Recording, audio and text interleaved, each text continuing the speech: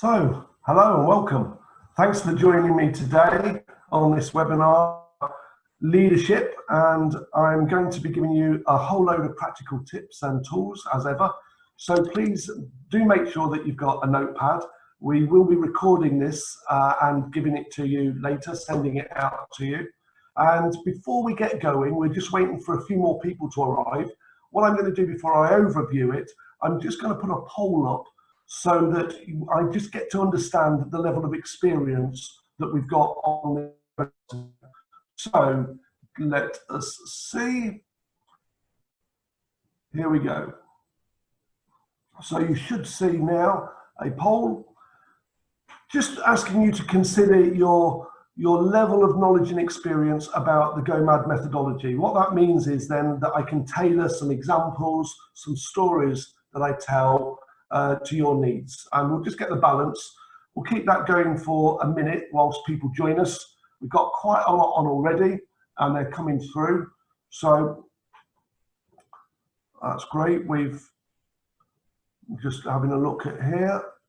Okay, what I'll do is I'll share the poll with you in a while. It looks like we've got at the moment 39% of people have completed at least one day of Go.M.A.D training. That's the highest group.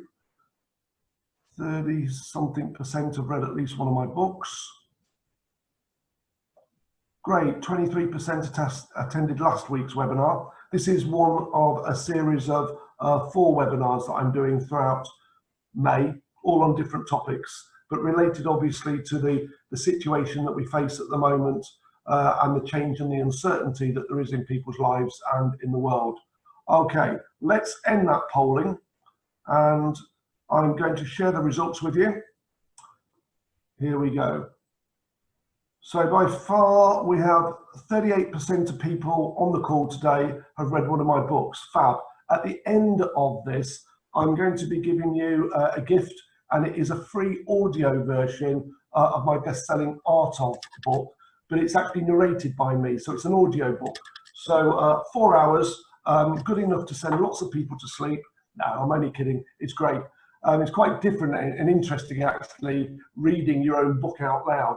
What else have we got? Right, we've got 26% of people. That's quite a significant amount. Have got no experience of the Go.M.A.D methodology at all. Okay, I will be explaining little bits as we go through this, and I'll cater to your needs. A third, 35% trained, great, and we've got 9% of people. Wow. That are licensed Go.M.A.D master coaches or Think On. Think On is a brand name that we use in the NHS and some public services and some financial services, just because obviously MAD can have many meanings. So let me explain first of all that Go.M.A.D is a call to action. It stands for Go Make a Difference. And over the last 23 years or so, we've worked around the world in about 40 different countries, over 40 actually, and we train people and to essentially do challenges, make a difference challenges. And sometimes we train the trainers, or we train facilitators, or we train master coaches. So welcome one and all. Let us get on, and I'll just get this from my screen. Great. Let's go on and see what we're going to be covering this week. I'm going to be sharing 14 insights with you in the first 20 minutes. Then we'll slow it down a little bit and we'll have a chat about which of those insights you've got the most from. Then the next 20 minutes, I'm going to be sharing 7 really practical ways that you can affect your thinking to be a more effective leader. And I'll be drawing on some of my other books here, the Organizational Change book, we'll do some of that. And I'll give you lots of examples based on my experience as an executive coach working with leaders for over the last 20 years and in managing change, and also the feedback that I'm getting at the moment from clients as I coach them week by week. And hopefully that will keep it really up to date. But what I really advise you to do is to make some notes and look for light bulb moments. Now, a light bulb moment is either when you have a great idea, perhaps something I've said, you can equate it to something for yourself in your organization, or it's a realization. You thought, wow, okay, I've realized it might be to stop doing something, or it could be a moment of clarity. something that you absolutely get an insight from. So whatever it is, that's what we call a light bulb moment. And that's very much what the purpose of our business is about, is to improve your world through better thinking. And better thinking happens when we create light bulb moments. So that's it. So after that session, we'll do a Q&A session. Any questions that you've got throughout this call, please post them to me, and then I will answer them either in the intervals or at the end as it seems most appropriate as we go. So a couple of little instructions about this call. You'll see here that it just says, send the questions to the Q&A, but if you've got chat that you want to do and find something out, Manisha, who is one of our Make It Happen managers, is doing the administration of today, and she can answer those sorts of questions. Okay, so are we ready to go? Fab. Right, let us see what we are going to do. Okay, right. Let me get another poll up quickly so you can interact with that. And the poll that I'm going to ask you to look at is your current role. Again, so I just can pitch this at the right level. I know how much experience you've got of the Go-Mad methodology, but what sort of level do you work at in an organization? And it might be that you've got your own business, right? You might be self-employed as a consultant. That's absolutely fine. And let's just see what we've got here. Just give it, with 64% of people have voted so far. 80% of people have. Give it 10 seconds, just in case that person has popped out for coffee. Okay, we're up to 90%. Let's end that now. Okay, let me share the results with you. And the results are,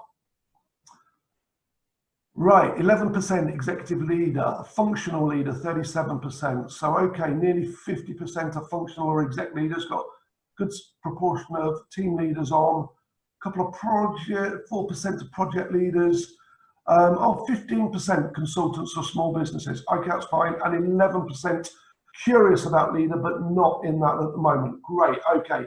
So I'm mainly going to be pitching the functional team and executive leaders. Remember, any questions, please put them down. Great. So let us go on to the first slide. And the first slide, I'm going to start with a story. And this is a story just to trigger your thinking and take away from it whatever you can. Here's the slide, quite intriguing. So what connects a great management thinker with a cartoon character? And what has that got to do with leadership? So let's go back a number of years, and I'm going to go back to before I set up my first business. And I'm going to go back 25 years. And I was unhappy in my job at the time, and I went for holiday in New York, and there was a Chinese restaurant we went to lunch to, and they served dim sum, and all the dishes came on trolleys, and you picked what you want, and it was a fantastic meal. We got to the end of the meal, and there was a fortune cookie, and I broke open the fortune cookie, and inside the fortune cookie it says, "You have at your disposal the wisdom of the ages." So I thought, I love that. And if you're familiar with the Go-Mad results framework, you'll know that there is a key success principle called involve others. So I thought, I'll keep that. And I tucked it in my top pocket, took it back to the hotel, and I put it inside my spectacles case, knowing that twice a day, once in the morning, I would put my glasses on, and in the evening, before I went to bed, I would take my glasses off. And that would cause a trigger for me to say those words. Right, you have at your disposal the wisdom of the ages. Wow. So that includes anybody alive or dead. So great quote there from Peter Drucker, kind of commonly acknowledged as a real forefather in the art of management. And what I think is really relevant there is about acting with yesterday's logic. So yesterday's logic perhaps doesn't apply in this day and age with the uncertainty, and who knows what's going to happen over the next few months or years to do with the COVID-19. So what has that got to do with Buzz Lightyear? Well, at the same time that I was in America, my nephew was into Toy Story. And when I got back, I watched Toy Story with him a couple of times, and I really got into it. And my favorite character was Buzz Lightyear, because he has that tremendous helpful statement, to infinity and beyond. And I thought, wow, if I combine that with that little motto that I've got in the Chinese fortune cookie, I would get up every morning, put my glasses on and say, I have at my disposal the wisdom of the ages to infinity and beyond. Right? Now, you might think I'm crackers at this time, okay? But this is about getting yourself mentally ready for the day. And that is what gets me mentally ready for the day. And I've been saying that twice a day for the last 25 years. So my question for you is this: what can you take from the past that is going to be most helpful for you as a leader? What's the wisdom of the ages that would stand you in good stead? And maybe just make a note of that. Okay, let's crack on. VUCA. This became popularized by the United States military. I think in the around about 1987 time. It became popularized really in the last eight years ago or so. It became quite mainstream, and certainly in the last 5 to 3 years of how do we train ourselves to do that. Well, the VUCA world has arrived. It is now. So although the title of this webinar was about dealing with the new norm, I'm actually going to challenge that and throw rules out. There is not going to be a new norm, right? We need to deal with the new reality. And that new reality, if we were to reframe that VUCA, for me, it's about vision, and we'll talk a little bit about that later.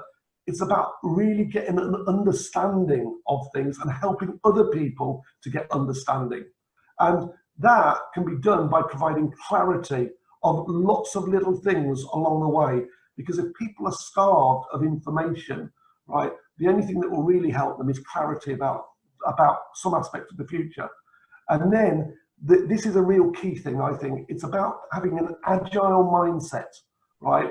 And the ability to adapt, pivot, think on the spot, thinking on your feet. It's the art of possibility thinking without being constrained by the past. So I'm now going to share with you the remainder of this section is going to be largely based around the piece of research that I did about Go Mad, Go Make a Difference, and how it's been adapted in a leadership context, particularly over the last 15 years. And what you'll see here is a framework of 6 oval blobby shapes, okay? And I never thought I'd say blobby shapes, but there you go, it's a blobby shape. I realized I was going to say oval, but it's not an oval. Anyway, so all of those 6 key principles there are an adaptation from the Go Mad results framework, which we'll touch on briefly later. And the key here is to think, which of those do I need to take action around? So an exercise that I used to do when I was face-to-face with clients, now I'm doing it by webinar, telephone, is to say, what are the leadership ground rules in your organization, and what does taking personal responsibility mean at a leadership level? So if I was to think about leadership responsibility and I was to say, okay, if I was to join your team tomorrow at a leadership level, how would I know how to behave? Right? How long is it going to take me to find out if you don't tell me? And the exercise is very simple, is to help leadership teams get a set of normally 5 to 10, don't go above 10, behavioral ground rules so that they can act really effectively as a leadership team. But my question here to you is this: to what extent should we change the ground rules? Okay, depending on when we're in survival mode or revival mode or thrival mode. Thrival is a new word that I claimed last week, really. So whichever mode we're in there, right, the ground rules perhaps need to be different. We need to act differently if we're in survival mode. We need to act differently if we're in revival mode. So to what extent have you clarified or amended the leadership ground rules? And that's for you either as an exec leader, functional leader, team leader, or even project leader. We need to think about there. So little exercise for you to do if you haven't done it already. Short-term goals and priorities. Okay, you might as well rip up the 5-year plan that was done 6 months ago, right? It is not going to happen, all right? We need to think about short-term goals, and the clients that I'm talking with at the moment at chief exec level are really focusing on, right, we need to sort the next 90 days, right? The next 60 days, the next 30 days. We need to be moving in that and give us focus. Now, there are people that have pivoted their business quite dramatically. You've seen about those in the news, those that have gone from manufacturing one thing to manufacturing another, very often perhaps to help the NHS and key workers. So, but what is it that we can actually think differently about and provide clarity to our teams on a day-by-day basis the next 30 days? That's all they need to focus on. Let's get through that phase the next 30 days. So, as well as you providing clarity as a leader, we need to ensure that managers can also provide clarity, right? And again, depending on your level of experience with the Go.M.A.D methodology, let me just reach over here. We have a pack of cards. If you haven't seen it already, that's the Go.M.A.D results framework that this model's adapted from. And this is the best book that I've never written. It's basically a set of cards. And on these cards, you'll see here, we've got the different goal types.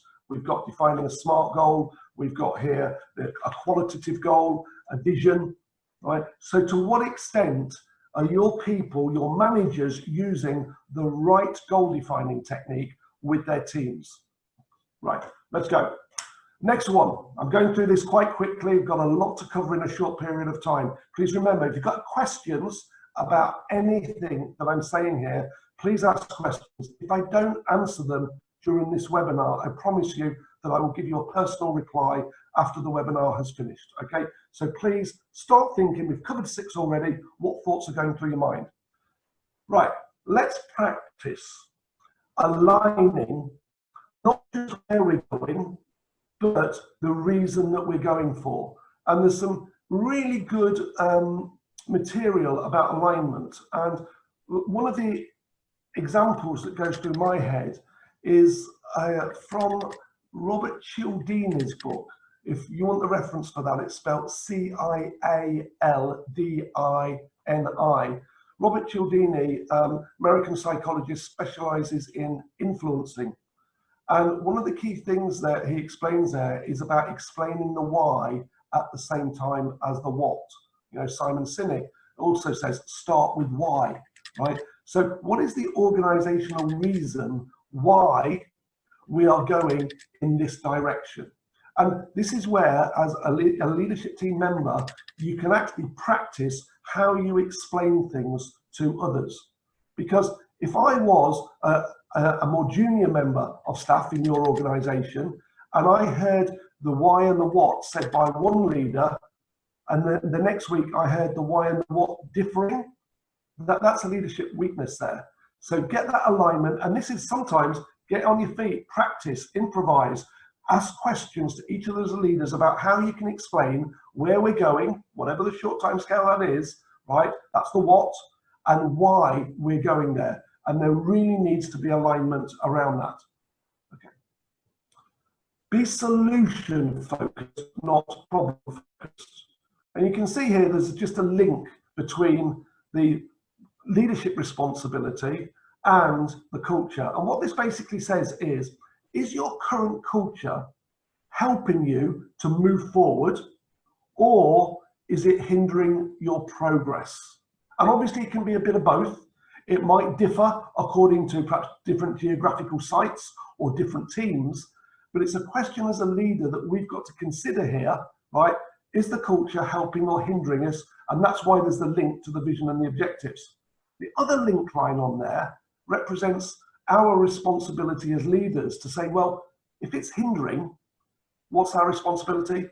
Is to change the culture.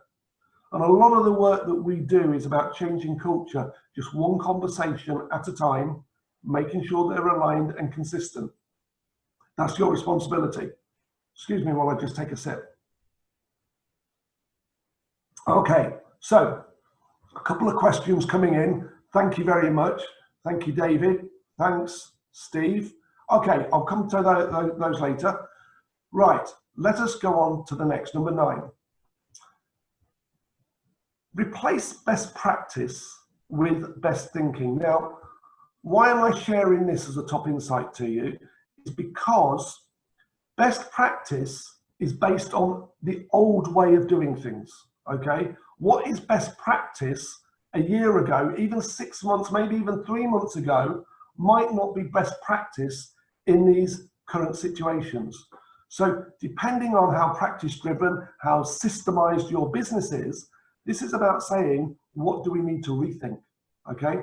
And remember I said about agility earlier, it's that agile nature of thinking, the possibilities, thinking on your feet, the adaptive nature. That is the core skill of leadership these days, right? We can't just sit still and go, well, we are top of the pack. We have the best practices. We have world-class standards in this. You could still get left behind in the marketplace if you're not involving and engaging your people to do that. So that goes with develop that speed of thinking, that thinking agility. And again, not just for yourself, but in your people. Right, number 11. I touched on, let's just click that. Number 11, I touched on conversations. How do you improve culture? It's one conversation at a time.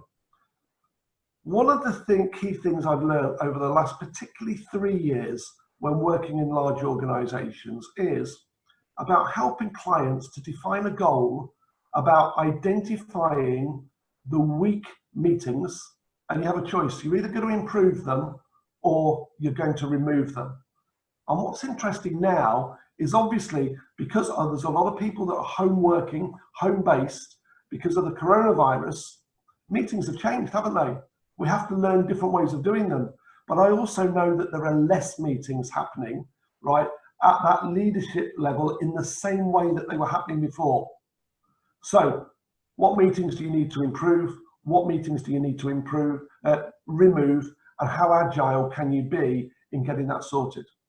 Number 12, don't do it yourself. Key principle of involve others, right? Empower and engage, or even engage and empower is another one of the books that we've got here at Go.Mad. This is all about how do you get your people making a difference every 30 days, okay? We do 30 days, 60-day, 90-day challenges, but how can you get them engaged? In order to get them engaged, you do, of course, need to provide them with clarity, right, and support. So what we need to do is think about who is equipped for that change journey, right, at the leadership level and below the leadership level. And I think it was Warren Buffett who said a fantastic comment about when the tide goes out, we will learn who has been swimming naked. So for a lot of organizations, the tide has gone out and some people are feeling very exposed, right? So who is now a bit helpless, right? And who are the leaders that are actually emerging that you can kind of like engage even more? Because I think there's a great opportunity for talent spotting at the moment. Who are those people that are giving it their all, going beyond the extra mile and really showing leadership qualities, even though they might not have the designated title of a leader? Final one on this section. Move forward with purposeful small wins. Now, the reason for that picture is I want to tell you a little favorite story of mine that goes back many years about a friend of mine, Ian, who was interviewing a guy who at the time was a kickboxing champion. He had a regular day job. The championship fights were at the weekend. And the thing that I find really fascinating, because I love the whole concept of goals and clarity, was that 48 hours before the championship fight, typically a Thursday, this guy at home would then start to mentally prepare himself by having lots of small wins. And these small wins started within half an hour of him being awake on the Thursday. So he might look at his watch, get up at 7 o'clock, look at his watch, and it is 7:30, right? And he says, right, by 8 o'clock, what will I have achieved?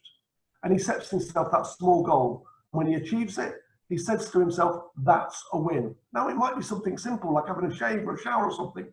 He might then say, right, by 8:15 or 8:30, I will have read 5 pages of the book that I'm reading.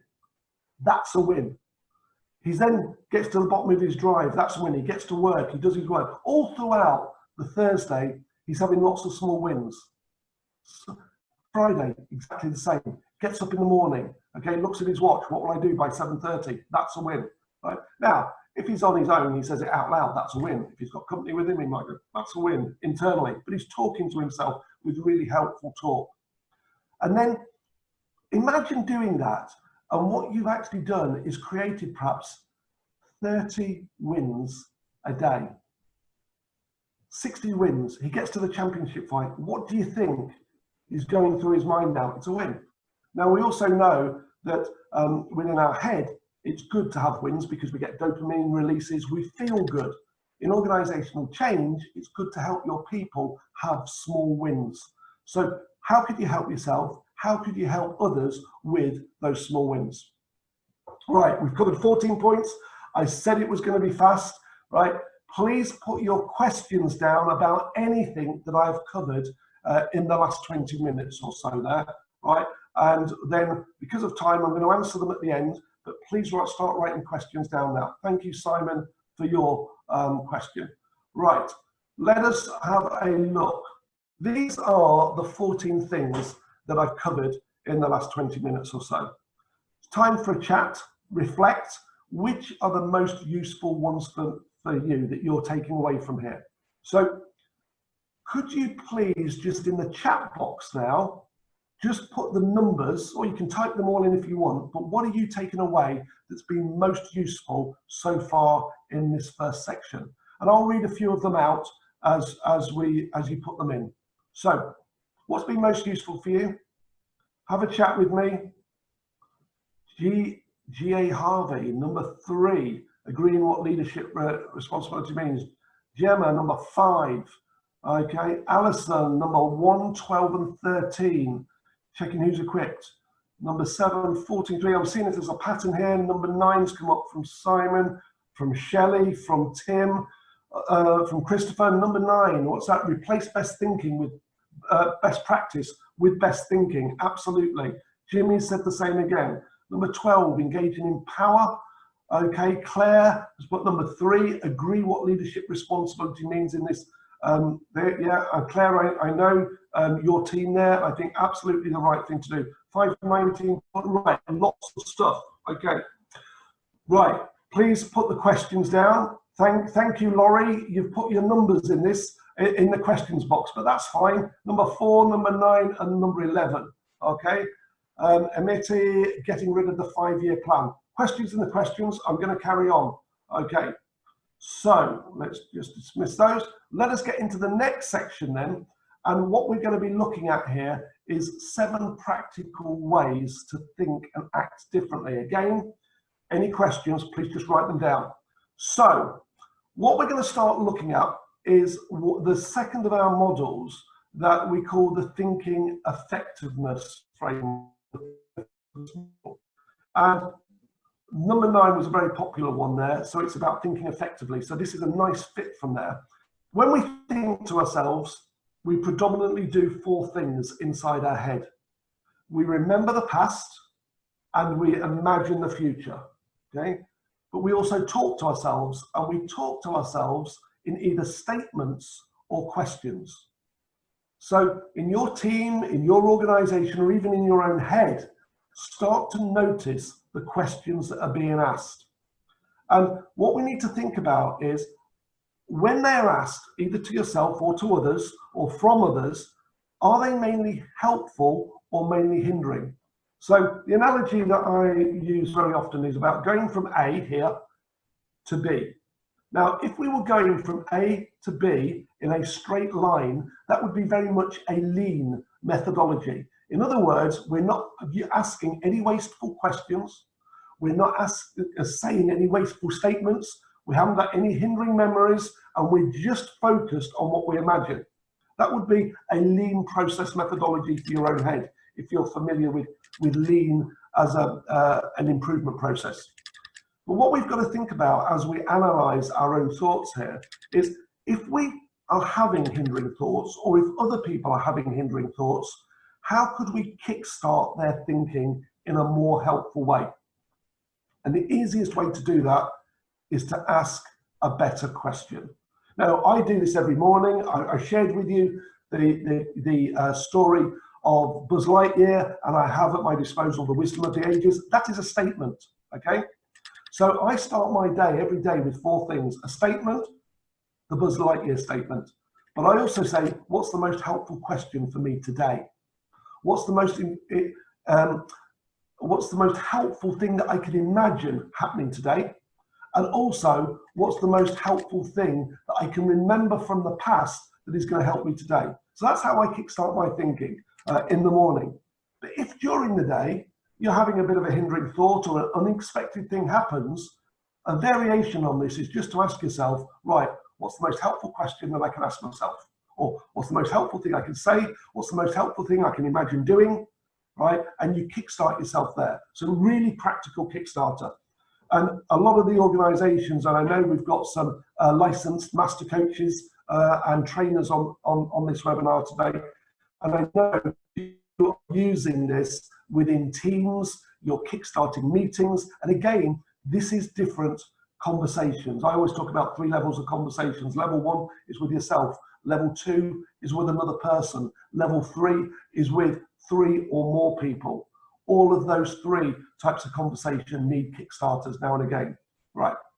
If you want any questions, pop them down. Next one, related to that, is so simple, but so profound. Okay. Ask the right question at the right time to the right people, or to you. If you're asking it, ask it to the right person, maybe. Going back, it's probably about 8 to 10 years now, I was doing some consultancy work in a bank. And in that bank, they asked me to sit in on the EXCO meeting, the executive committee. And there was 10 or 11 people in there, and the chief exec was chairing the meeting. And they asked me for some observation and some help. So I observed the first couple of hours, and then I was writing down some notes with a little quote from Einstein in my mind about designing questions with a proper purpose. If you're on the webinar last week, I spoke about that. And the key thing was, I noticed that only 6 questions out of 26 were worthy of being kept. The other questions related to either low quality or mid quality. So I got rid of some and I improved the rest. And boy, did they get a better outcome when I was asking those questions. And the learning from that is, take care with how you craft or design the questions, and take care about who you ask them to. Okay? Another little example about that from a leadership perspective. 2 years ago, I was working within an insurance company doing some change management workshops. And this was an insurance company that had grown by merger and acquisition. And there was 3 groups of people in the room that had come from a historical background of different companies. And they were starting to argue and bicker a little bit about the different project management systems and what was the right way to do it, because obviously there was a legacy there of bringing different ways of working. And I just stopped the conversation after a while and just said, okay, folks, I'm just going to divide you into 2 groups. There was 12 people in the room, 6 in each. And I said, right, please design the most helpful question you can. And 3 or 4 minutes later, they virtually had the same question. And the question was, how could we possibly have just one single project management system? Okay. And I said, great question. Okay. Who is the right person to ask it to? And they both agreed it was the director of operations. Great. When is the best time? And one person at that point put their hand up and said, actually, don't do it. Don't do it for the next 3 or 4 weeks, because he's up to here. It won't get a fair listening to. That's fine. So who's going to ask the question? And this person says, I will. He's my boss.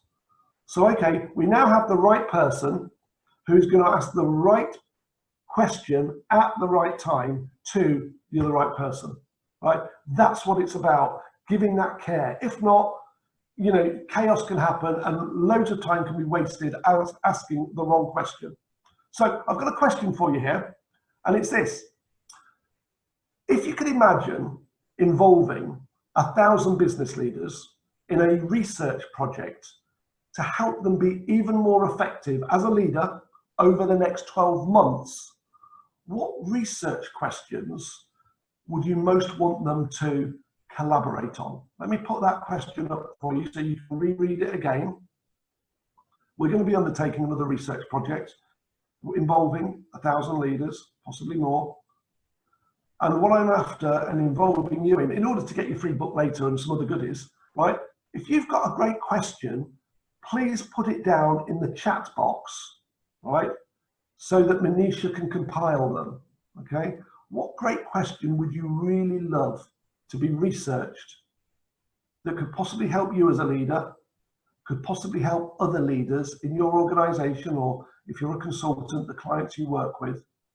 And I'm collating these at the moment to just shape and get the right questions that we can ask at the right time to the right people, which will be 1,000 leaders. So please just take a moment and reflect on that.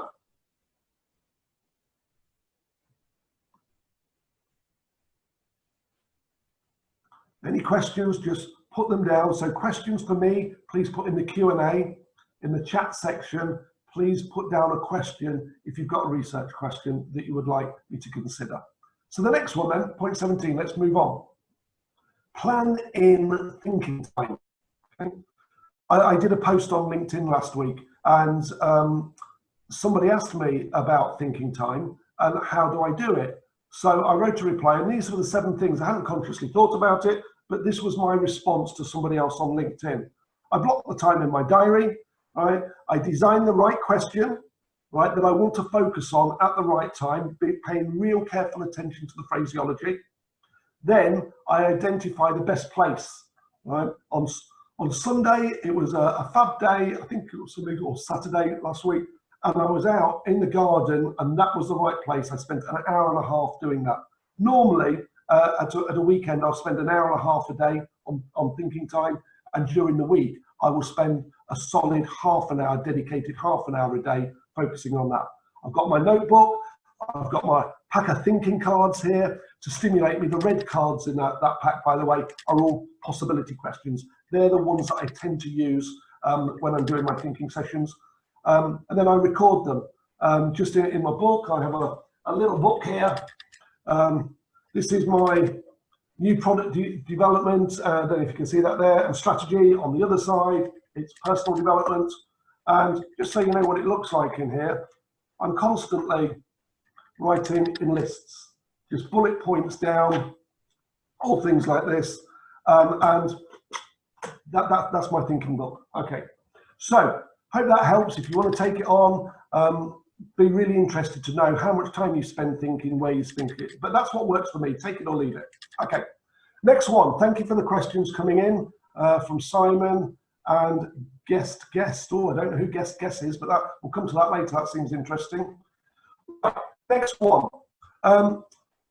Last week I was corrected on this, so I've done a little bit of research. Sorry, on Tuesday when I ran this webinar for the first time. This is a great quote that I originally attributed to Goethe, and I have for many years, because again, if you look on the internet, not everything's true, of course, but this is popularly attributed to him. But actually, it turns out that the first 2 paragraphs of that were from a Scottish mountaineer called William Murray. So just a bit of education for me this week, and also about kind of like researching the quotes that you use. But regardless of that, have a read of that. It's quite long, so read it for yourself. And just notice the important points for you.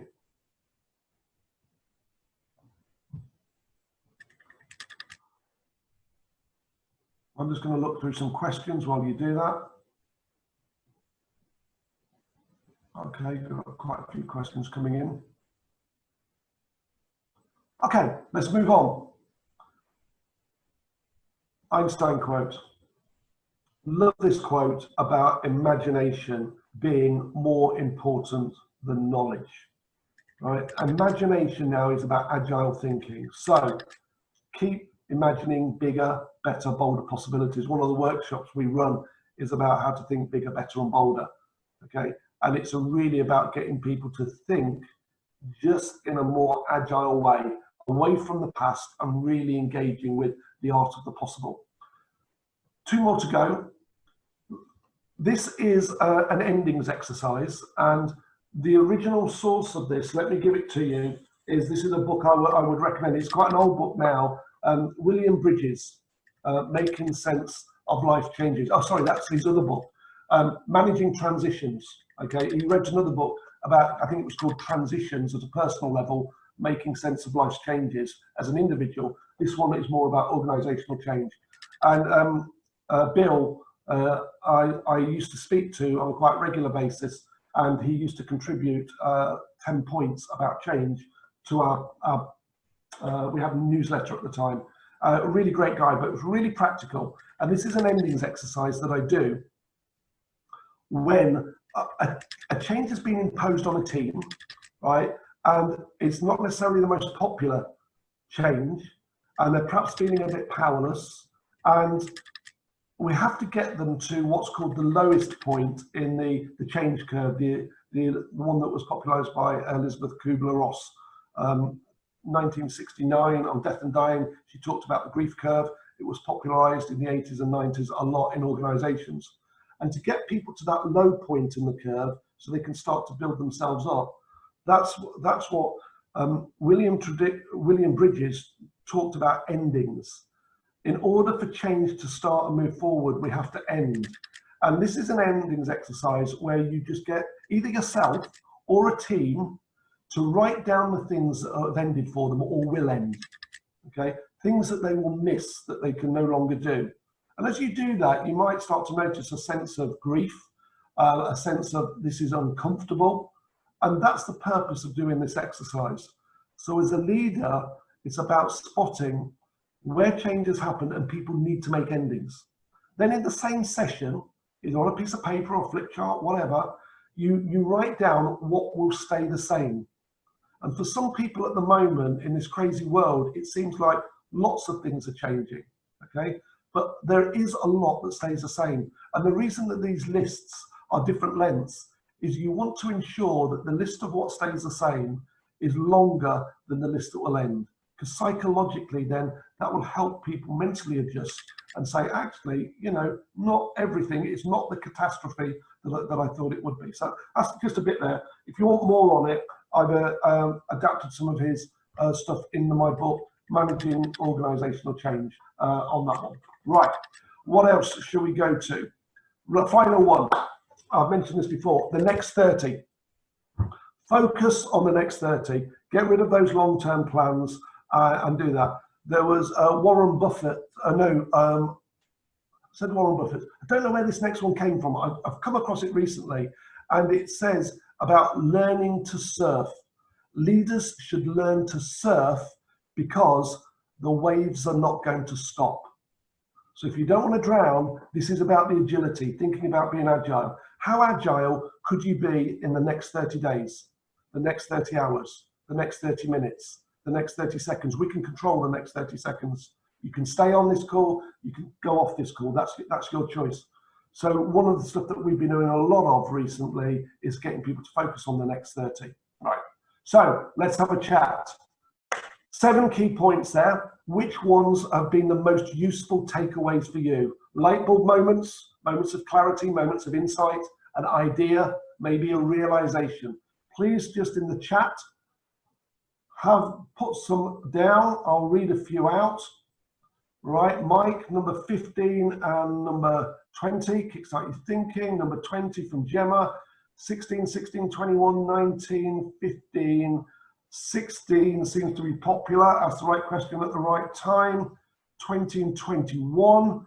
Thanks, Adam. Thanks, Angela. Right, okay.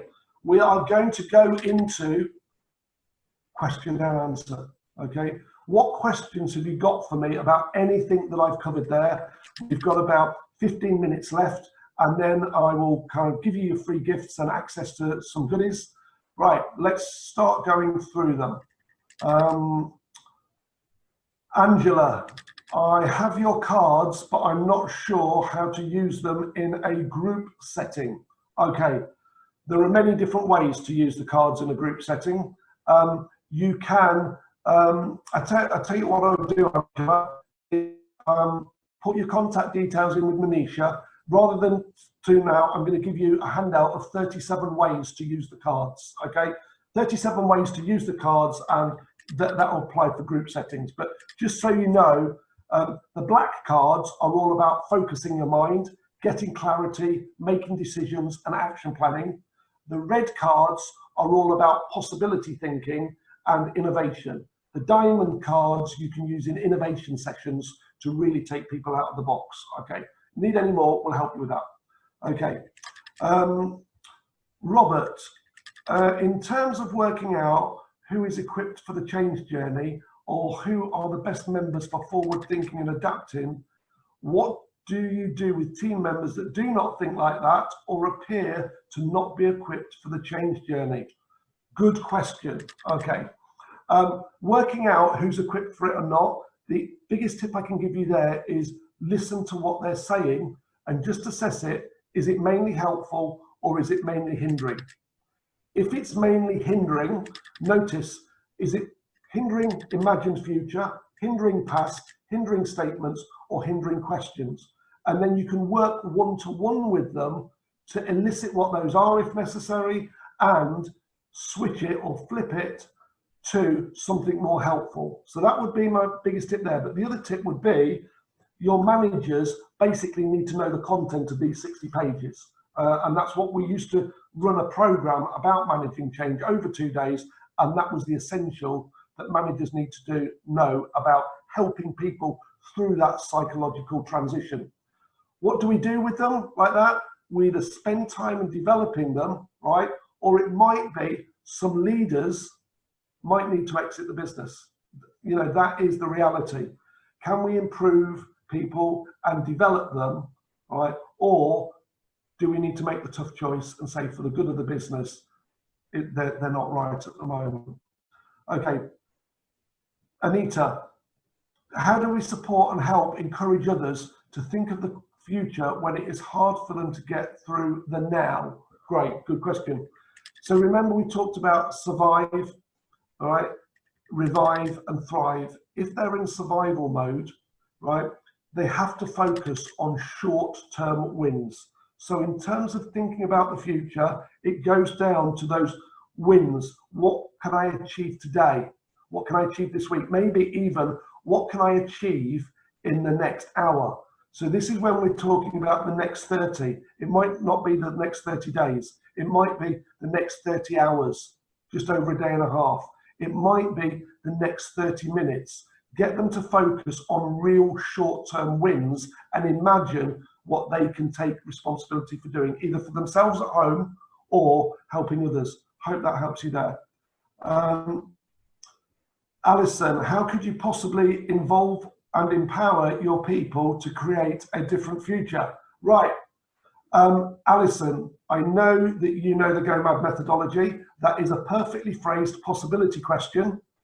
I cannot give you advice about the people in your organization, or I know you're at exec level in a large organization. Answer your own question 20 times, right? In the next 5 to 7 minutes after we finish this webinar, and I guarantee you will find solutions within there, particularly beyond point 12, which goes into new and fresh thinking. That's the best tip. Answer it yourself. I know you know how to do that. Victoria's put any tips on oops. Okay. Come back with another question, Victoria, when it comes to you. How do you effectively motivate people to do what is required without coercion? Taking the same principle that I've just said to Alison, just reword that question so it worded, how could I possibly motivate people to do what is required without coercion? Or phrase it another way, what could we possibly do to help people move forwards on things they are motivated by? There's many ways to rephrase that question, but it must contain a possibly, a might, or a could, and then answer it 20 times, okay? And you'll do that. But the key to this is really finding something that they're bothered about. So when we do Go-Mad 30, 60, 90-day challenges, we give the freedom of the individual to work on something that they are bothered about, and go through some improvement. So this is more of a how can you continually improve in short bites there. Victoria, how would you influence change upwards to leaders in positions above you in an organization when change isn't as agile as you need? Okay. Depending on your relationship with these leaders, I think is the key to this. If you have the relationship and the values of the organization are about being straightforward and open, maybe you can have a conversation with them. If your relationship isn't that sufficient, it's who do you know that has the relationship at the right required level that you could involve to give that message to them. So I'd be thinking about involving others. If you do the possibility thinking exercise on this, that is the way. I can't give specific advice here without knowing more about the context, but as a general principle, think it through by asking the right question, either to yourself or others. Okay. I do know people though. This came up on a question I think it was last week, about influencing their boss, and I went back with some ideas, and she actually got her boss to come on a webinar, right? And their boss was on the webinar on Tuesday of this week. So again, they're just possibilities for you there. Thank you, Helen, for the question about 1,000 leaders. We'll deal with that one separately.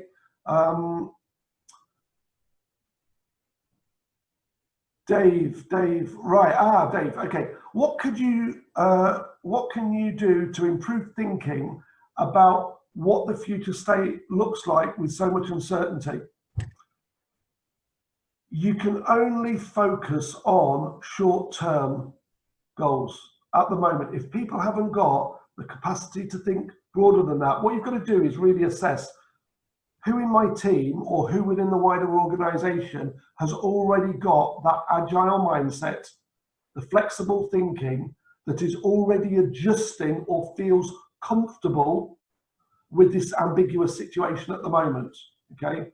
And then if the people are not ready for that, they need to work on the smaller goals. Smaller chunks provide clarity and engage and empower people to work for the next 7 days, the next 14 days. You know, we've got members of our team here at Go M.A.D who aren't doing their usual job. They're actually saying, okay, I don't need to prepare materials to send out to customers there. I'm actually working on the next phase of our digital strategy. I've done it before, but we're seeing some stars of the future emerge in terms of how they have adapted. And the reason for that is because I've given them clarity to focus on the next 3 weeks. And once we've gone through the next 3 weeks and you've made a difference there, let's focus on something else. And we'll decide that when we get there. So that would be my biggest tip here. Right, let's go back. There were some earlier questions here. David, right. Hi, Andy. This will be very alien to many organisations who will stick to the hindering philosophy, or we've always done it this way. How would you possibly highlight the benefit of a different way of thinking to get that initial buy-in and to provide them with a light bulb moment? Okay, the answer to that is ask them a better question, a question that causes them to think about that short-term goal, just as I was saying, okay? We have always done it this way means what they're actually doing is it's a recalled memory, right? And they've got a strong attachment to the past. So you could ask them a question about what's happened in the past that we could bring forward to in the future that might work. What have you learned in the past? You know, remember, this is, we have at our disposal the wisdom of the ages. What have you read? What have you learned? What have you seen from the past? So you're focusing on a more helpful aspect of the past, or you flip them to the short term. What can we imagine doing in the future, but make it short term there and ask them the right question about it. Where are we? We have a couple of minutes. I've got more questions than I can answer here. So I promise you that if your question hasn't been answered, I will get back to you. Hi, this is from Mike. Any tips for not getting distracted with news feeds and social media in these times? Yes, switch them off and only look at it once or twice a day and choose the channel that you most want. Simple as, okay? Jimmy, how can we ensure all our teams understand their capacity and customer demand? Oh, this is an interesting one. So customer demand is one of these things that's a bit up in the air at the moment, and we can't look at the norms. You only have to take the NHS. We do a lot of work with the NHS. Anticipating demand, you can't, you've got to just assess, you know, certainly in COVID-19, what's the R factor like, what's happening with other inpatients. I do know from talking to various friends, colleagues and master coaches that work in the NHS, that actually the demand on a lot of services has gone down. And I was talking to a chairman of a trust 2 weeks ago, and he was saying that he was a bit worried, people aren't coming in, they're having strokes at home because they've received messages. The honest answer is, I don't know. I don't know on that one. But what we could do is, this isn't one of looking back at the old models of that. It's about looking at the data and what is that data telling us on a day-by-day basis, and then being flexible to adapt and put the resources where that demand is coming from. Okay, let's see, one more question. It's gone, right, okay.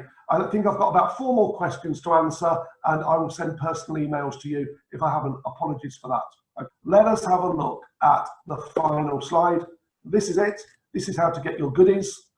Please make a note of the page there so you can go through, and I believe there's access there to various things, including the newsletter, and thank you for participating today. What else? We have 2 minutes. 2 minutes left. If there's any final questions, I will happily take the final questions. If not, all I ask you to do before you leave is 2 things. One is, please share it with a friend or a colleague if you've liked this and you've got something out of it.